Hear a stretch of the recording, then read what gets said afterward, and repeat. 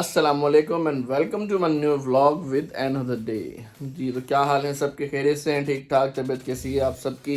उम्मीद है कि आप सब खैरियत से होंगे। और आज का हमारा न्यू व्लॉग स्टार्ट हुआ जाता है। आज है हमें एक इन लॉज के अंदर पार्टी का इनविटेशन। तो आज हम जा रहे हैं उस पार्टी में, और इसी के साथ हमारे कुछ आज मेहमान भी आने वाले हैं कराची से। तो आपकी मुलाकात उनसे भी कराई जाएगी, उनके साथ कुछ बातें भी की जाएंगी।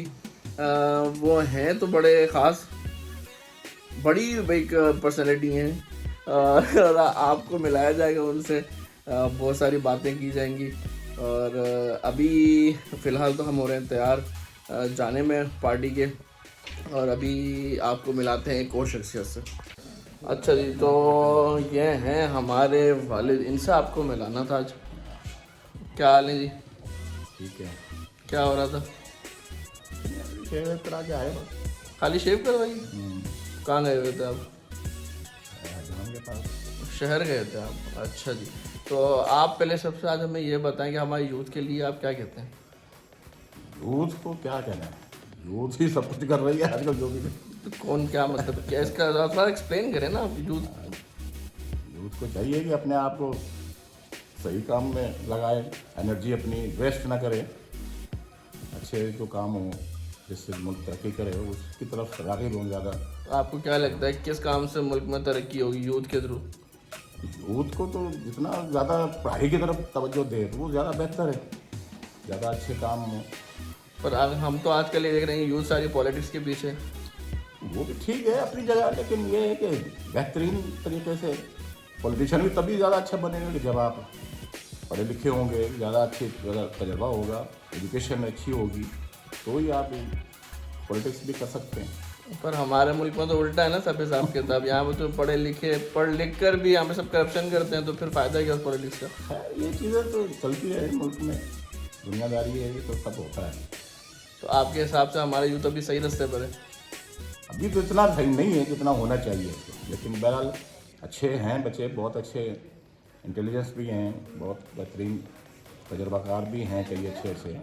बस तो फिर आपके साथ एक पॉडकास्ट किया जाएगा, उसके ऊपर हम बात करेंगे सारी करंट अफेयर्स के बारे में, और यूथ के बारे में हम बात करेंगे, देखेंगे कि उसमें आपकी क्या राय है। इंशाल्लाह। जी तो ये थे हमारे वालिद, और उम्मीद करते हैं कि हम नेक्स्ट व्लॉग जो बनाएंगे वो अपने वालिद के साथ बनाएंगे, और इसी पॉलिटिक्स पे या यूथ के बारे में बनाएंगे, और देखते हैं कि उसको कितने लाइक्स और सपोर्ट मिलते हैं। और इसी के साथ फ़िलहाल के लिए भी हम निकलते हैं अपनी पार्टी के लिए, और फिर हम आपसे मिलते हैं थोड़ी देर में। हमारी प्यारी हनफा, ये क्या कर रही है हमारी हनफा? हनफा, हमारी हनफा सोने की तैयारी कर रही है, पर बहुत मुश्किल से नींद आती है। पूरी रात हमें जगा के रखती है और सुबह में सुलाती है। ये खुद बेचारी हमें सुलाती है थप आके।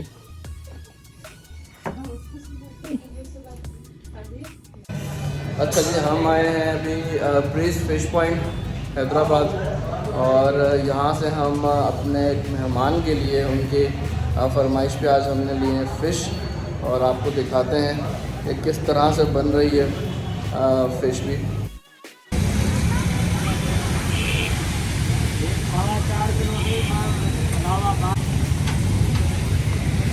हमारी फ़िश तैयार हो रही है 4.25 किलो की।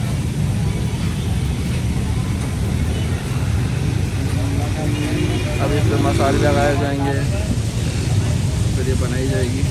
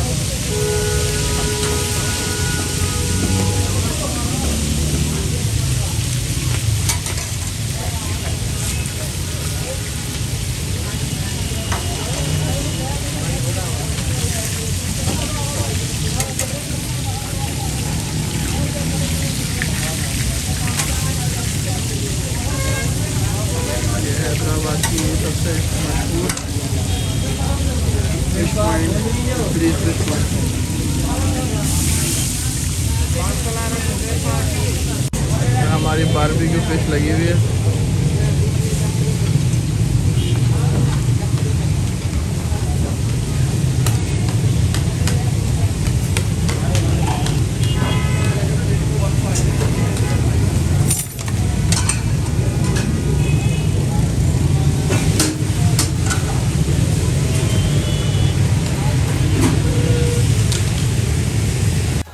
जी और अब हम आए हुए हैं एक बर्थडे पार्टी में। पहले तो हमने इस पार्टी को अटेंड करना है और ये हमारी प्यारी सी बेटी हमारी गोद में सोई हुई है इस टाइम। यहाँ पे ये हमारा भांजा और ये पार्टी ख़त्म करके फिर हम चलेंगे अपने दूसरे मेहमानों की तरफ जिससे आज हमसे मिलना भी था और मिलकर उनके बाद फिर हम वापसी घर की तरफ रवाना होंगे। ये बर्थडे पार्टी की तैयारियां चल रही हैं जी। बर्थडे पार्टी की तैयारियां चल रही हैं, बच्चे खेल रहे हैं।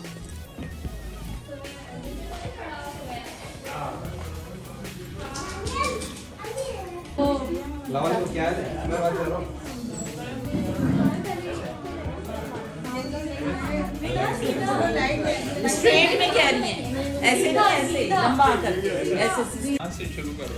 अस्सलाम वालेकुम जी, welcome back to vlog again. हम वापस आए अपने व्लॉग में और ये हैं हमारे स्पेशल गेस्ट आज के हमारे कामरान मामू जो कराची से आए हैं और इनका इंतज़ार था बड़ा।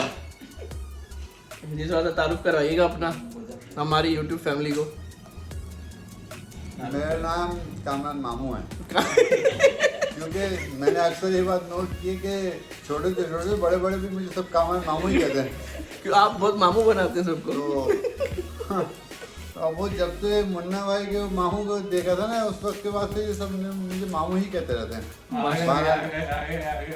हमारे को शहजादा आ रहे हैं ब्लॉग के अंदर, पीछे दिख रहे होंगे आपको। ये आए, ये आ गए हमारे एक और शहजादे ब्लॉग में। कामरान स्क्वायर हो गए। कामरान स्क्वायर हो गए, दोनों कामरान एक साथ हैं अब। अच्छा मामू, आपको हैदराबाद की फिश कैसी लगी? बेहतरीन माशाल्लाह, ज़बरदस्त ग्रिल फिश थी, बहुत अच्छी फिश थी माशाल्लाह। और जो फ्राई फिश थी वो कैसी लगी आपको? वो भी बहुत अच्छी थी, बहुत अच्छी थी। असल में ये इसका ये है कि लाने वाले के ऊपर होता है कि वो किस तरीके का मतलब उसका टेस्ट कैसा है, वो कहाँ से लेके आ रहा है, किस तरीके से बनवा रहा है। क्योंकि ये जो है हर आदमी का ज़ौक़ की बात होती है कि हर आदमी इस तरीके से नहीं बनवा सकता, नहीं ला सकता। आपको हमारा ज़ौक़ कैसा लगा? बहुत ज़बरदस्त माशाल्लाह, मज़ा आया। आपने इतनी मेहनत से वहाँ आपने जाके बनवाई थी। मैंने स्पेशल बोला इनको ये था कि मैं कामरान मामू आ रहे हैं। हाँ, उनको बताया था ना कि हैदराबाद में अभी सर्दी आ गई है इसलिए फिश खाना लाजमी। बिल्कुल बिल्कुल। और हैदराबाद की फिश पॉइंट की बहुत ज़्यादा मशहूर है। जी जी जी बिल्कुल। उसके बाद फिर अभी मैंने फिर हलवा भी खाया सूजी का, बहुत अच्छा हलवा था। वो बहुत अच्छा था, बहुत अच्छा हलवा था। वो तो आप मतलब हमेशा याद रखेंगे। वो हमेशा याद रखेंगे। और अभी हमारी चल रही है मूंगफली। और अच्छा जी, और ये हमारे अब्बू जो कि इस टाइम मूंगफली खा रहे हैं। अब्बू आप बताएं आपको कैसी लगी फिश? बहुत अच्छी। और हैदराबाद की फिश की तारीफ करना तो बनता ही नहीं है क्योंकि माशाल्लाह उसका पूरे पाकिस्तान में उसके मुकाबले की फिश ना मिलती है। ज़बरदस्त। और अभी आप मूंगफली खा रहे हैं। सर्दियों में अगर मूंगफली ना हो बाद में ये सर्दियों की सौगात है, उसके बाद तो कुछ बचता ही नहीं। सर्दियों की सौगात है ये तो। बिल्कुल। और वैसे आप बताएं, क्योंकि आप तो आपने एक अरसा देखा अपनी ज़िंदगी का, तो आप बताएं सबसे अच्छी मूंगफली मिलती कहाँ पर है? सबसे अच्छी मूंगफली मिलती है हबीब बैंक के पास। हबीब बैंक के पास? फौजदारी रोड। और ये कहाँ पर है? फौजदारी रोड तो शहर के अंदर ही। अच्छा, हैदराबाद में ही? जी जी हैदराबाद में। तो हम हैदराबाद में बैठे हैं। ये हैं अफगान तालिबान जिन्होंने यहाँ सबको माफ किया हुआ है। सबको माफ किया हुआ है। वरना अगर ज़्यादा कुछ बात होगी तो मेरे पास खुदकश बम है। अच्छा, हाँ, जो सिर्फ कहने की देर है खुद ही फट जाएगा। उसका नाम क्या रखा हुआ है? उसका नाम अच्छा जी, कामरान भाई आप बताएं आपका दिन कैसा गुजरा आज का? दिन बहुत अच्छा गुजरा मेरा। अच्छा, और आज का आपको खाना कैसा लगा, आज की ग्रिल फिश? बड़ी ज़बरदस्त थी, आप लोगों का साथ था, मामू का साथ था, अबू का साथ था, बहुत मज़ा आया। डिलीशियस थी फिश। Yes. तो फिर आप हमें दोबारा कब खिलाने लेके जा रहे हैं? जब आप बोलो, जब कब बोलें? बस आप चले। कब चलें बताएं, आप बताएं, आप दावत दोबारा दें, खिला देंगे आप दावत दें, हम पहुंच जाएंगे। इंशाल्लाह नेक्स्ट वीकेंड पे, ठीक, इंशाल्लाह नेक्स्ट वीकेंड पे जो है मिलके दोबारा चलते हैं इंशाल्लाह। हाँ, क्योंकि ये मछली के बगैर सर्दियों में जो है वो मज़ा ही नहीं आएगा। थोड़ा बहुत मुश्किल है, मछली जो है ख़ास वो डिश है सर्दियों के हिसाब से। अच्छा, हमारे पास ना अलकायदा का नुमाइंदा भी है। वो अलकायदा को कायदा ज़रूर पड़ता है खुफिया रखा लेकिन ये है कि सर्दियों में मूंगफली जो है बादाम का नेवल बदल सौकात है, बिल्कुल खानी चाहिए ये। और ये खानी चाहिए सर्दियों में। गज्जक भी खानी चाहिए। वो गज्जक जो है हमारे जो भांजे साहब हैं वो लेके आते हैं, उनका नाम है वकास अहमद राणा। वो इत्तेफाक से वो गज्जक उन्होंने नहीं खिलाई, इसलिए हम अकेले मूंगफली खा रहे हैं बस। तो मतलब ये धोखा हो गया फिर। कोई बात नहीं, वो इस वक्त मसरूफ है, वो डॉक्टर के पास गए थे उनको पढ़ाने के लिए, कुछ काम के लिए। वो असल में उनको बताने जाते हैं डॉक्टरों को कि पेशेंटों को किस तरीके से हैंडल करना है, कितने इंजेक्शन लगाने डॉक्टर? कितने इंजेक्शन लगाने, कौन कौन सी दवाइयाँ देनी है। क्योंकि डॉक्टर जो हैं वो बेचारे सिर्फ किताब पढ़ के आ जाते हैं और पूरी मतलब तो, लेकिन फिर भी उनको गाइड करने के लिए वकास भाई जाते हैं और वो जाकर उनको गाइड करते हैं कि आप ये लिख दें दवाइयाँ। अच्छा, तो फिर अब आप ये बताएं, आप रेडी हैं फिर अगली दावत के लिए जो कामरान भाई दे रहे हैं? रेडी है ना? फिर कब चलें फिर हम? आप अभी बोलो तो अभी चल लेते हैं। बस सही है, फिर हम चल रहे हैं, नेक्स्ट वीक चल रहे हैं हम। Next week.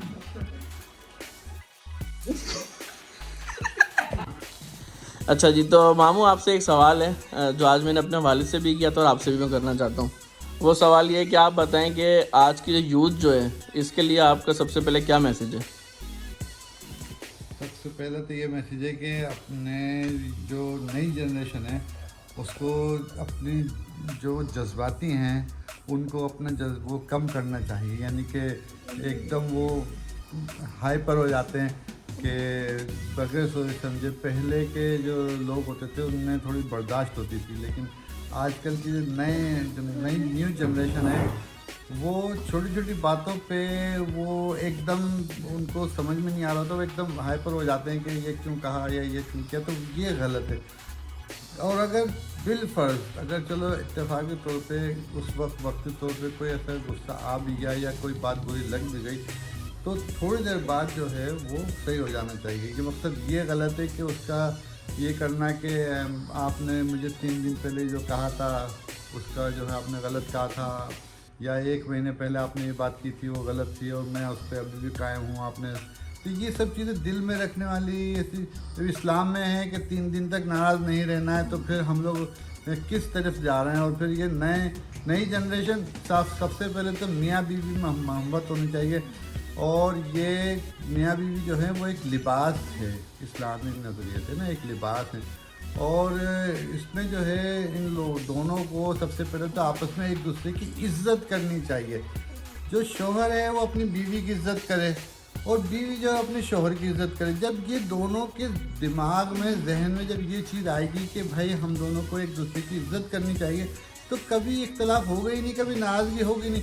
छोटी मोटी चीज़ें जो होती है वो घर में चलती रहती है कि भाई ये कुछ मसला हो गया, नमक तेज़ हो गया, मिर्च तेज़ हो गई, ये सालन में ये वो अक्सर छोटे मोटे, लेकिन ये इसको दरगुदर के मसला है, इसका कोई मसला नहीं। लेकिन इतना एकदम वो शौक हो जाना कि भाई ये सब गलत है और ये, तो ये ऐसा नहीं करना चाहिए एक दूसरे को।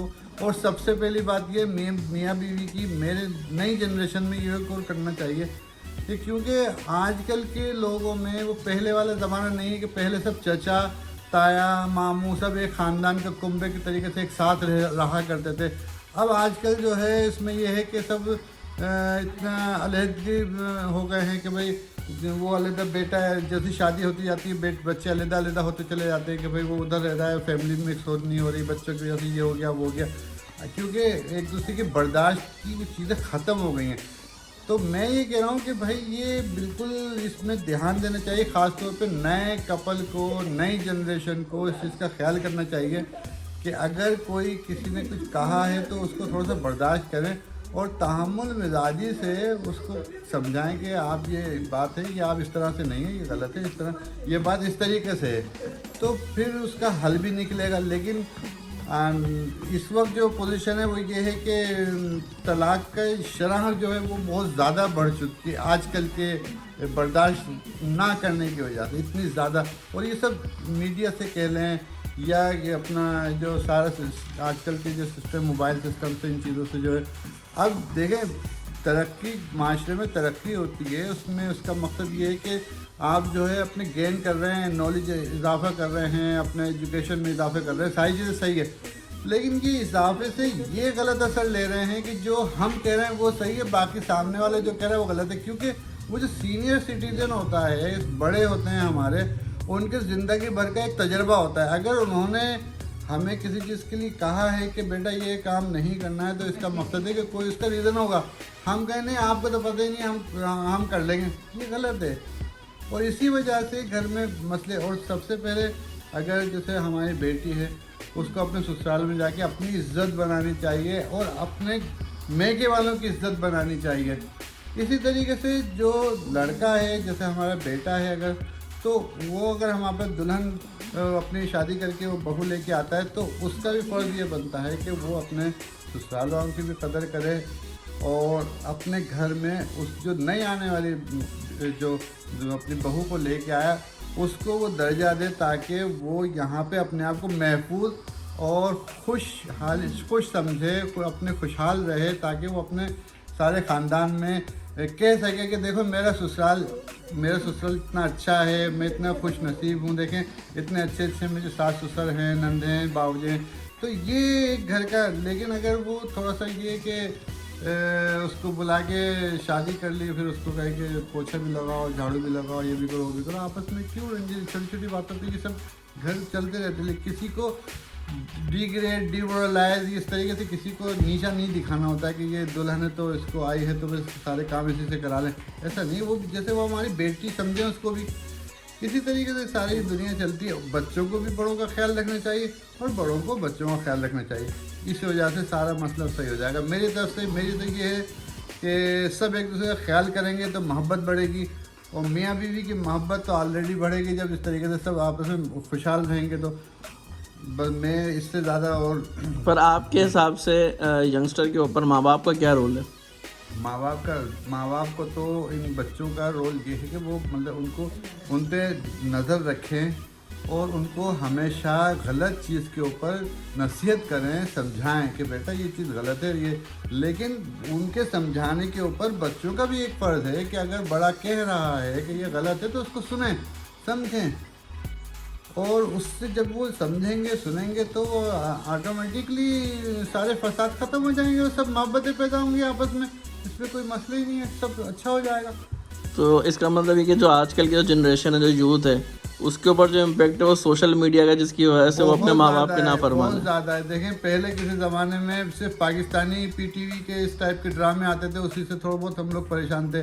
फिर उसके बाद इंडियन ड्रामे आने शुरू हुए, घरेलू, इससे थोड़ा सा बात ख़राब होनी शुरू हुई माशरे में। और अब जो ये नेट सिस्टम, जो ज़्यादातर इंटरनेट से और ये जो बच्चे आजकल ड्रामे देख रहे हैं और ये अपने, उससे बच्चों का जहन बजाय ये कि पॉजिटिव साइड पे जाए, वो निगेटिव साइड पे जा रहा है। और वो इसकी वजह यही है कि वो उसकी पॉजिटिव चीज़ों को तो गेन कर ही नहीं रहे, वो तो उस चीज़ को गेन कर रहे हैं कि देखो अगर मैं इसको लड़ूंगी तो मुझे अच्छा, मैं यहाँ से छुट्टी मिलेगी, मैं अपने मैके चले जाऊँगा। भाई ये क्या है? इसी तरीके से मकसद, ये कौन सी सोच है? आपस में क्यों झगड़े कर रहे हैं? तो ये बिल्कुल नहीं करना चाहिए। सबसे पहले मियाँ बीवी में आपस में मोहब्बत रखनी चाहिए ताकि खुशहाल रहें। बच्चों पे इम्पेक्ट अच्छा आता है, और शादी के बाद जब माशाल्लाह एक आध बच्चे हो जाएं तो सबसे पहले तो बच्चों के सामने मियाँ बीवी को लड़ना नहीं चाहिए। उससे बच्चों की परवरिश अच्छी होती है और बच्चे जो है आगे सही रहते हैं, मुतमईन रहते हैं कि हमारे माँ बाप जो हैं वो बहुत अच्छे हैं और समझते हैं। लेकिन बच्चों के सामने झगड़ा करना गलत है। ताकि क्या नाम है बच्चों के सामने, ताकि वो बच्चे उसको गलत इंप्रेशन ना लें, क्योंकि एक कोई वालिद साइड ले लेगा बच्चे का या वालिदा साइड ले लेगी कि भाई पढ़ाने लिखने में किसी चीज़ में, तो वो गलत है। इसलिए एक के ऊपर एक छोड़ना चाहिए कि भाई अगर माँ समझा रही है तो जो है अपने उसके वालिद को थोड़ा सा एहतियात करनी चाहिए कि ठीक है माँ समझा रही है, कोई मसला नहीं। लेकिन ये कि बच्चे जो हैं इस वक्त जितने भी कर सकते हैं तो मोहब्बत बच्चों में पैदा इसी तरीके से होगी कि माँ बाप जो हैं बच्चों के सामने घर में झगड़ा नहीं करें। और ये सिर्फ इसी वजह से ज़्यादातर हो रहा होता है कि बच्चे जब देख रहे होते हैं कि हमारे बड़े आपस में मिसबिहेव कर रहे हैं, आपस में बातें उल्टी सीधी बातें हो रही हैं, तो जाहिर है वो देखते हैं कि ठीक है ये तो कि रूटीन की एक चीज़ है, हम भी कर रहे हैं फिर। तो ये नहीं होना चाहिए। माँ बाप को भी अच्छे देखना चाहिए, बच्चों के सामने ख्याल करना चाहिए और बच्चों को ये भी देखना चाहिए कि बड़े जो हैं उनका कहना माने, एहतराम करें और जो वो कह रहे हैं उसको समझें। उसको ये नहीं कहें कि वो उसको हवा में ना उड़ाएं, उसको समझें कि वो क्या कह रहे हैं, वो कह रहे हैं तो उसको माने ताकि वो घर में सही रहे हालात।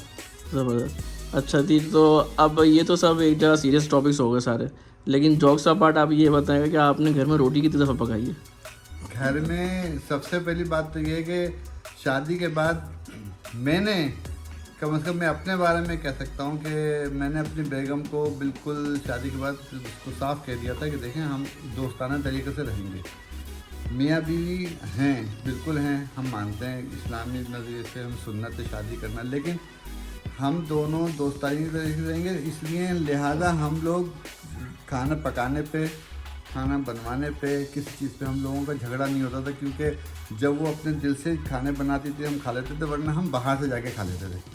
हम घर में आटा हमारे यहाँ बड़ी मुश्किल से आता था, हम लोग ज़ाहिर है बाहर ही जाके खाते थे फिर। पर कभी ऐसा हुआ कि ऐसी कोई नौबत आई कि झाड़ू पोछा करना पड़ गया घर में? हाँ तो बिल्कुल, जैसे उसके हाथ में चोट लग गई थी, हाँ बेगम के हाथ में एक दफ़ा चोट लग गई थी, वो ऑयल जो है वो उसके हाथ में गिर गया था गर्म, तो उसके हाथ में चोट लग गई थी, तो मैंने सारे घर के बर्तन धोता था, मैं घर में सालन या रोटी जो भी कुछ होती थी मैं करता था और अपना पोछे वोछे लगाना। ये घर देखिए, अपने घर की सफाई करना, सफाई नहीं ईमान है, अपने घर की सफाई कर रहे हैं, हम किसी के घर में थोड़ी जाके काम कर रहे हैं या किसी के हम कोई गलत काम थोड़ी कर रहे हैं, अपने घर है, हम अपने कपड़े साफ रखते हैं, अपने नहाते हैं धोते हैं, हम अपने घर की सफाई कर रहे हैं।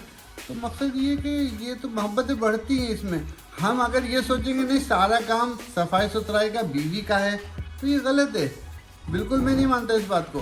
बीवी का साथ देना चाहिए शौहर को। अगर बीवी जो है सब्ज़ी बना रही है तो उसके साथ बैठ के उसके साथ मटर छीलें, उसके साथ दूसरी सब्ज़ी काटें, बैठ के उसका हाथ बटाएं, ये चीज़ इस तरह करें ताकि उसको वो महसूस हो कि हाँ क्या नाम है घर में एक दूसरे का सब साथ दे दें। आज की न्यू जनरेशन तो पर शर्म महसूस करती है इन सब चीज़ों को करने में। नहीं बिल्कुल नहीं, वो गलत है। असल में ये जो है वो ये सोच रहे होते हैं कि उनके जहन में ये होता है कि हम मर्द हैं।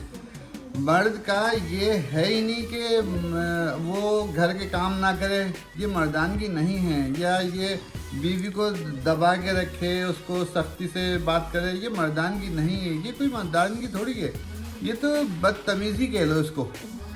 मकसद ये दोनों को देखो, बीवी जो है वो किसी दूसरे घर से हमारे घर आई है, अगर हम उसका ख्याल नहीं करेंगे तो वो आप ये सोचो कि वो हमारे बारे में सारी ज़िंदगी क्या राय रखेगी। अपनी सहेली को कहेगी कि कहने में देखो मेरे शौहर ऐसा है, हर वक्त मुझसे झगड़े करता है, ऐसे उसने हमें ये कहा वो कहा, गलत बातें अपनी सहेलियों को बताएगी।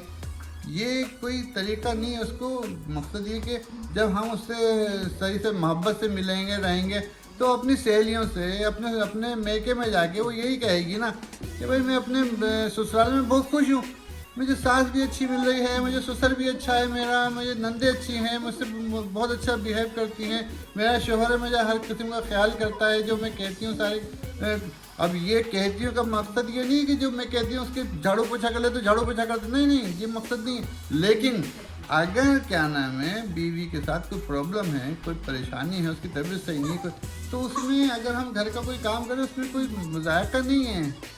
ये कपड़े धो लेना, पोछा लगाना घर के काम है, कोई ऐसा मसला इसमें शर्म की कोई बात ही नहीं। बड़ा अच्छा लगा आपसे ये सारी बातें कर और हमने बहुत कुछ सीखा आपसे।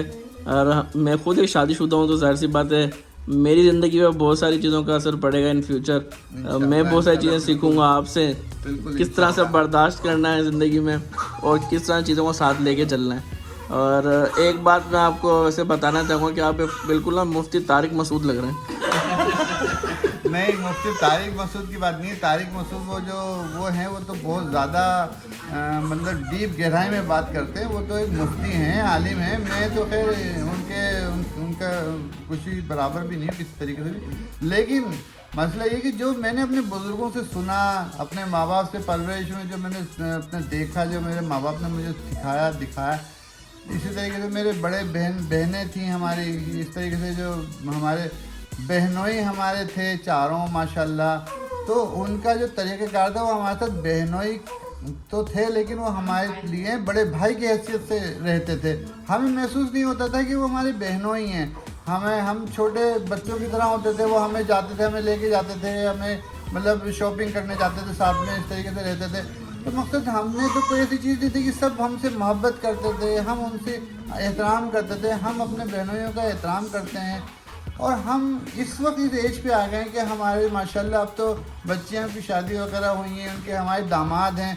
हम उनको दामादों को भी वही इज़्ज़त देना चाहते हैं, वही प्यार देना चाहते हैं, वही, ताकि हम जब जितना हम उनसे प्यार करेंगे उनसे तो रिप्लाई में ऑटोमेटिकली कुदरती तौर पे उनको हमसे प्यार होगा।